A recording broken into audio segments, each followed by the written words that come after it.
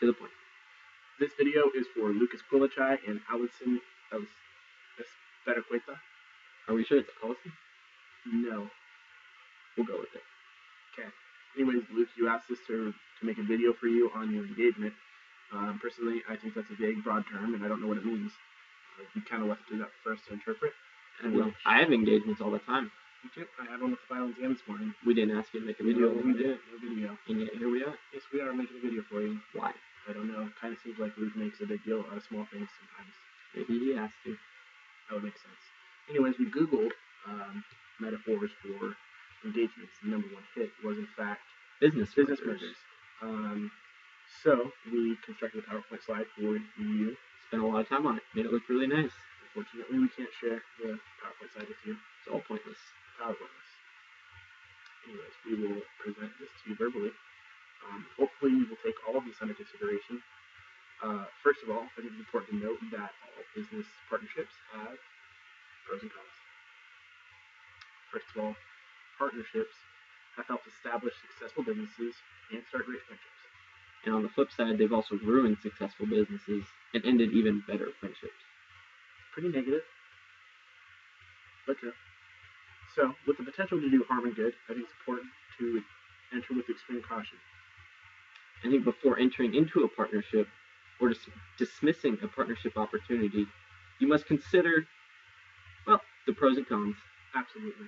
First of all, the upside of the partnership. You must invest in the firm. Very important to invest in the firm. Absolutely. Next, deliver complementary skills. Sure, whatever that may mean. Finally, have your own network of contacts that benefit the firm. Important to benefit the firm.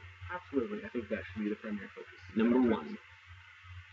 Now on the other side, the downside, is you have to realize you may not have the same ethical values, and this could lead to problems. Absolutely, that could leave you dangling with liabilities and lawsuits. It's also important to know that partners have a say in the decisions whether you agree with them or not. Gotta learn to live with it. I guess that's true, unless you have control of the firm, but I guess that's up for discussion. Lastly, if the firm does in fact dissolve, it can negatively affect your reputation. Which is bad. Absolutely. You want to protect the firm first, your reputation second. Very important. Yes. As we move on, we must ask questions. Absolutely, I think that's important. Very important. So the first question is, are you meant to be a partner? And who should you choose? Absolutely. First, you must ask yourself, do you prefer a backroom role? You might be wise to choose a partner who likes a high profile, if that's the case. The next question is, do you want someone who can handle the firm by themselves? If not, you need a partner who is especially skilled in this area. Absolutely. Absolutely. Just Lastly, are you afraid of conflict? Since conflict We got this. Yeah. Lastly, are you afraid of conflict? Since conflict is inevitable, you may need to go solo. Next, we move on to the final question. And it's about values and ethics. Once again, very important. And it's very important to share those values and ethics. Absolutely. First of all, do you share a vision for the future of the firm? You need to share that vision. Absolutely. Next, do you share an understanding of how partners will be paid? Probably more important for you, Luke. Very important. And I think it's important to figure out the financial side of this partnership. Money is very important. It is.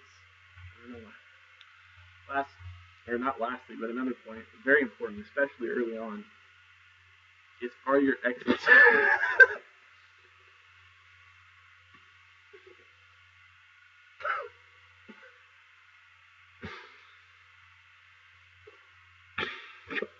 We can cut this, come on.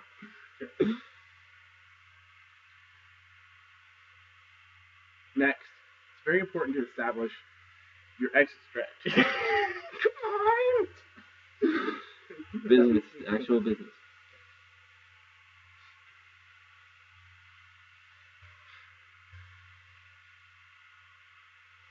Next, it's important to ask yourself, are your exit strategies compatible? If not, this could be a bad idea. Absolutely. You need to decide that early on. Finally, you have to ask yourself the question, in your gut, does it feel right? Will it be a good fit? Great question. Great question.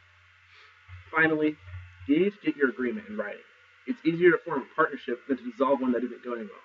That's why it's important to clarify in writing and the terms of your partnership. Get your lawyer and accountant involved in the agreement and ensure that your points are covered. Point number 1, financial investments in the firm. Absolutely. Those can go both ways, but primarily I think the firm is what's most important. Secondly, division of responsibility. You don't want one person doing all the work. Nobody wants to be the person doing all the work. No, sir. Finally, you need to know your dispute resolution process. Absolutely. Communication in these instances is very important, and I think communication should only happen by one person at a time. And that's probably the person who holds the firm strongly in their hands. Very true.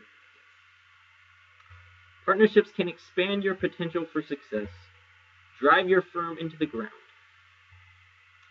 So, with those two possibilities, which one is it going to be? Absolutely. Set this up with care.